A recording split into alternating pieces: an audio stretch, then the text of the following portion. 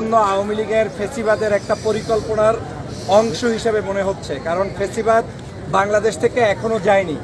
বাংলাদেশ থেকে শেখ হাসিনা পালিয়ে গিয়েছে, কিন্তু শেখ হাসিনার প্রেতাত্মারা এখনো বাংলাদেশে বিচরণ করছে। আপনি দেখতে পাচ্ছেন যে গতকালকের বাংলাদেশে ক্রিসমাস ডে উপলক্ষে বন্ধ ছিল এবং আমাদের একজন তরুণ উপদেষ্টা সম্ভবত আসিফ মাহমুদ ভুইয়া, তিনি ঢাকা শহর থেকে অন্য আরেকটি শহরে একটি প্রোগ্রামে গিয়েছেন।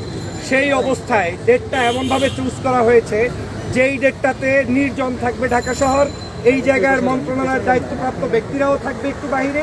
সেই সময় আপনার এখানে আগুন ধরিয়ে দেওয়া হয়েছে এবং এই আগুনটা দেওয়া হয়েছে তথ্য মন্ত্রণালয়, নাহিদ এবং আসিফদের অফিসকে কেন্দ্র করেই, যাতে করে সেখানের সকল গোপন তথ্যগুলো রাষ্ট্রের গত 16 বছরের স্বৈরশাসক শেখ হাসিনা যে চুরি করেছে, ডাকাতি করেছে, অন্যায় করেছে, গুম করেছে, হত্যা করেছে, নির্যাতন করেছে, টাকা